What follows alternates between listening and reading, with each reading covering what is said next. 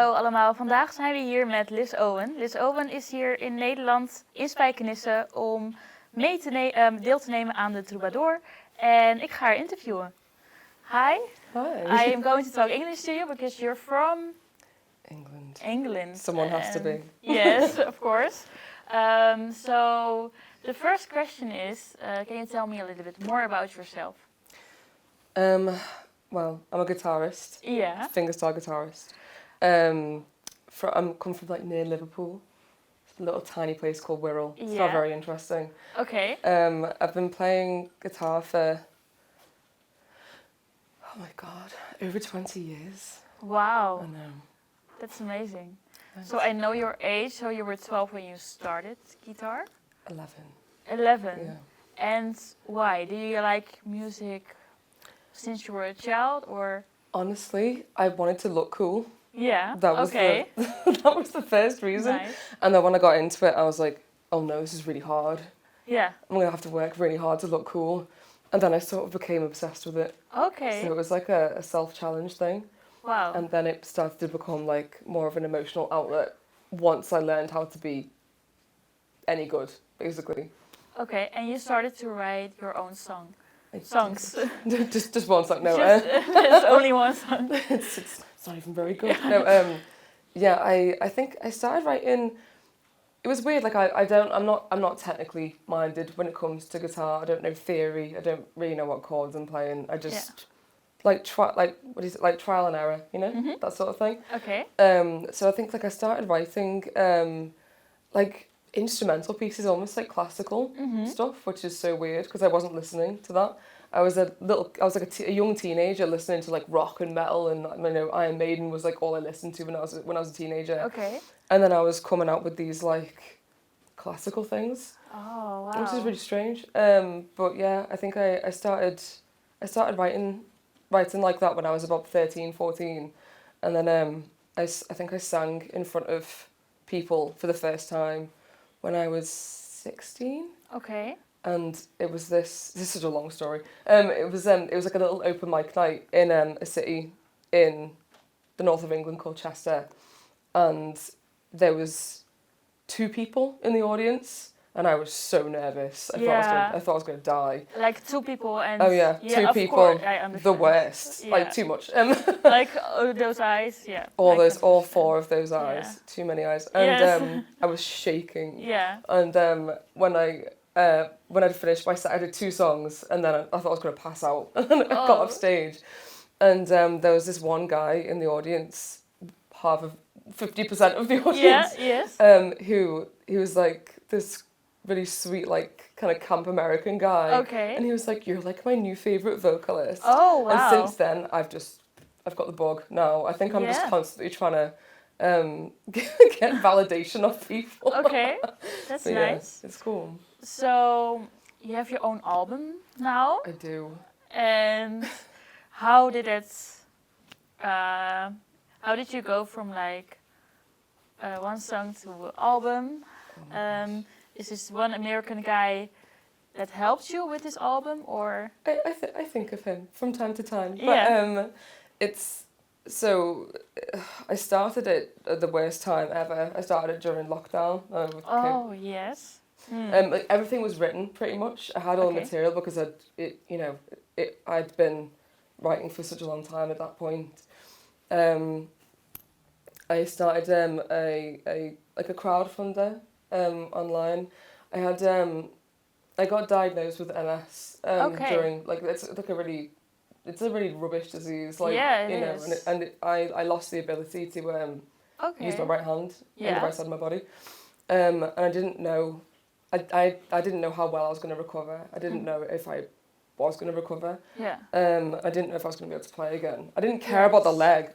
If I couldn't walk again, don't care. It was it was the hand. I was like, I didn't care about the leg.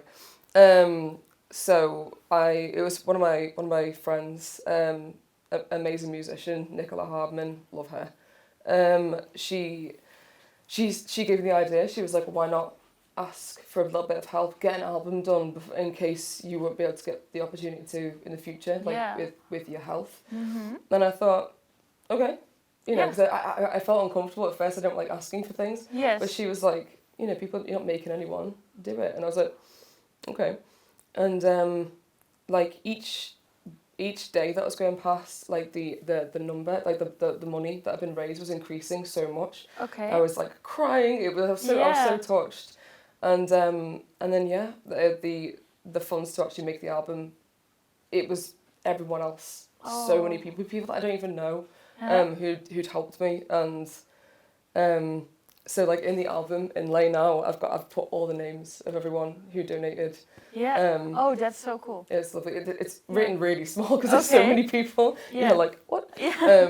But yeah, it was like a really beautiful passion project, and I was enabled to do it by loads of other people. Yeah. And I'd found my producer. I knew what I was going to do, but because as things started opening up again after lockdown, and you know, it was like, I think it's like 2022, wasn't it? I don't know. It's a blur. Yeah. What happened? Yes. I understand. All I know is that I ate too much and I drank too much, and that's all I know. But so when I was wanting to get into the studio, like my mum passed away suddenly, so that was another thing that kind of like I just wasn't ready. I couldn't do it. So it wasn't until I think it was like August 2022, and I finished it in August 2024. Wow. And it was just you know, there's just other people's like routines and kind of like working to the musicians that were working with me, like working to their time scale. Yeah. I can't think of the word I'm trying to say. Yeah.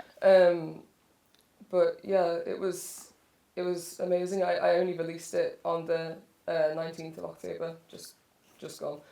And yeah, there is one song now on there about my mum, which I obviously hadn't written until she passed. But I'm glad it's on there. I'm glad I've got that. Yes, I've heard that song. It's really beautiful. Thank you. So you've been through like a lot of things with your health and like with your mom. Is it also like an inspiration for writing? 100%. Like just because she's not here doesn't mean that I don't want to keep making her proud. You know, like that's... Yeah. And because it's almost like an unattainable goal, because obviously I can't talk to her, I can't ask her if she is, but in a way it's kind of, that's perfect, because I'll never stop trying. Yes. That sounds like a crazy person thing to say, I don't know. Yeah. But like, yeah, so it's yeah. I mean, I feel like she's with me. It's just... Of course, yeah. Yeah, it's kind of like, I like that I have to keep going, I have to. Do you have any like future goals towards like an album, only songs of your mom, or is there anything in progress for that? There's it's strange. Like I'll start writing a song and I won't know it's about her necessarily until halfway through. Then I'll look at the lyrics and go, oh yeah, of course. And, you know, that's what's happening. I have written a Christmas song. Such a weird thing to say. I wrote it. I think maybe like last December or the one before. I have no idea. I've got no concept of time. I don't know what's going on. Yes, and just before I asked you what day it was like, is it Friday? I was like, yes, it is. Yeah, but I don't know. The time is also like so flying by. Right. These days, it's crazy. Mm-hmm. Yeah. So yeah, I wrote a Christmas song, and basically it was I'm hoping to get back into the studio like as soon as possible. Yeah. And get it out before Christmas, but I'm also really disorganized, so who knows? Yeah. But yeah, that's that ended up being like sort of around the concept of my mum and stuff, because it's basically for anyone who can't be with who they want to be with at that time. So it kind of transcends my loss, and it could be for anyone really. Yeah. Yeah. And there are a couple of other songs as well that I've written about her. I don't think I'm ever gonna stop. It's kind of like it doesn't stop. Like like with grief, it doesn't stop hurting because you don't stop loving them. That's the thing, isn't it? And I think that for any musician or creative person, anyone who creates art in any respect, I think that they don't stop because they don't stop loving it, you know? Yeah, So it's yeah. kind of like that thing. I think it's sort of, it helps. It's kind of like therapy. You Yes, know? Like, to write I and can sort of- imagine. yeah. Yeah. It helps. Baby, don't worry, I'm not lost.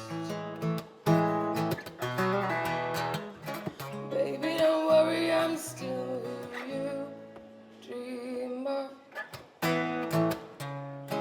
Baby, don't worry, I'm still here.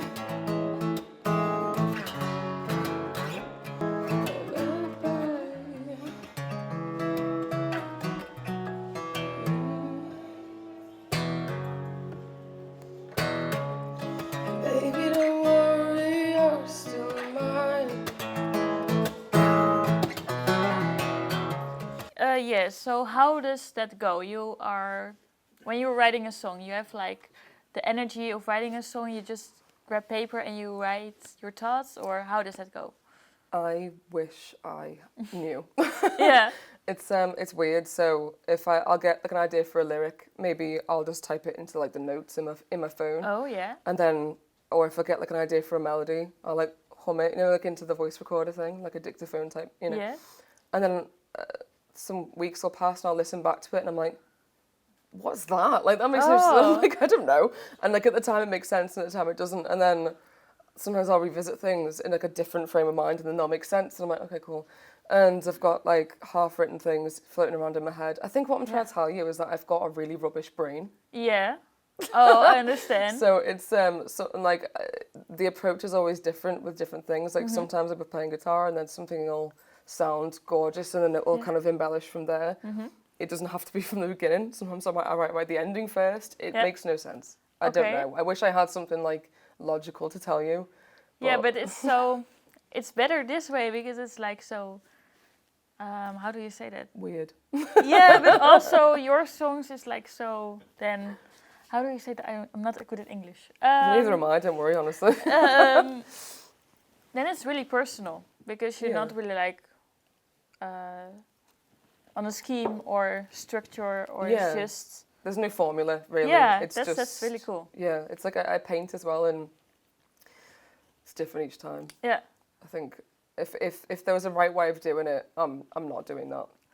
Yeah. Basically. So do you listen to like artists? What is your favorite artist? Who is your favorite artist? Okay, so my Spotify playlist is probably the most like schizophrenic thing you could possibly look at. Yeah. Nothing makes sense. Kind of like how I write. I think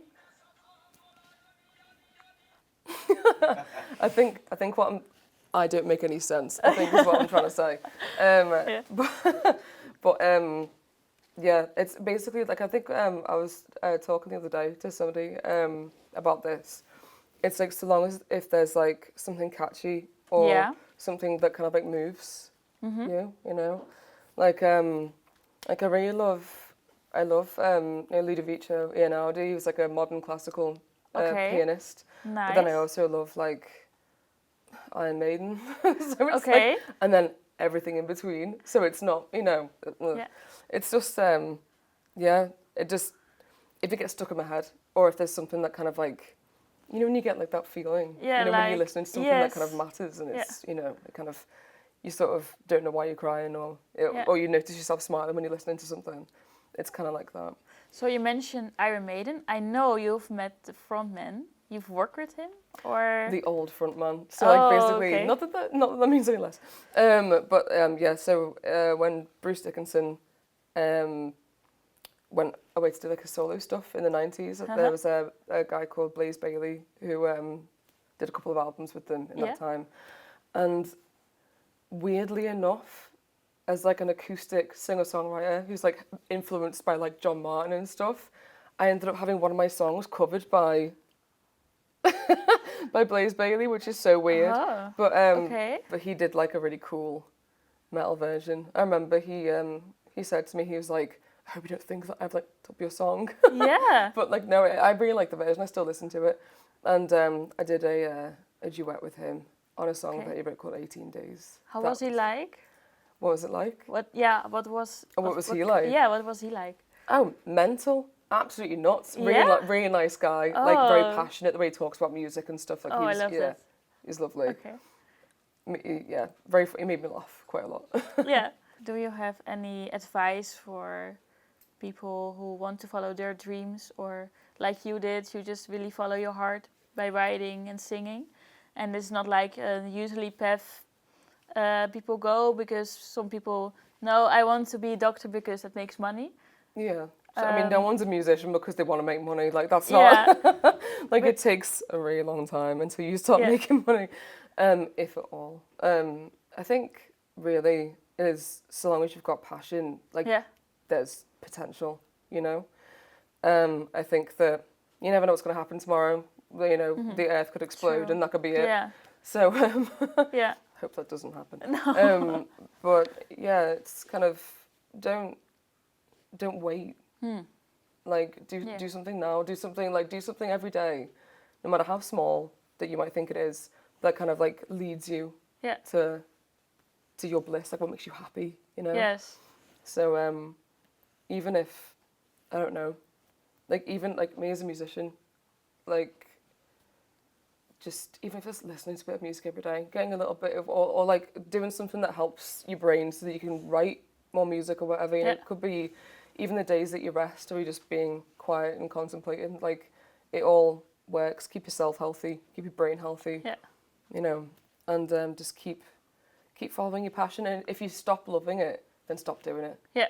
You know, it sounds really cringy, but it is like a proper follow your heart kind of thing. Yes. Yes. So yeah, keep following the passion. I think. I think that's a great ending to end this interview. Thank you. Thank you so much Thank for being here and talking to me and making this item.